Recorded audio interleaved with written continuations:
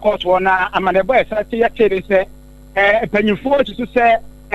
court ni bi sa no e se cho for ba ho na won pese akolan identity enipa potia oye no se bi on e se cho for ti be hu ne be ria betu dia ko ba ne sa na dachi bi no e bi betimi dwo how etimi e da be da dia kwa ne de enya ade a obepie mu na mo tie ya saka ne tem se akwa ne modern ana me no e ka se ogusua eko ni school akoba no sa no police ni ya corporal Emmanuel nyame ya wo ka no wasam yi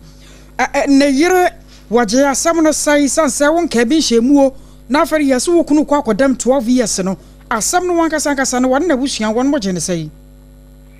no krani koto no ho de ye hu ne ho kani ewo ho ene ye hu ne babia ewo ho na embom na busuafo ena mo so mo ba asedi bia ho no mo na empono mo so ebehwe ne ekọ so na no krani enya de busani bia ebi na no eka ho asem say so mo tem say asam no tisi ade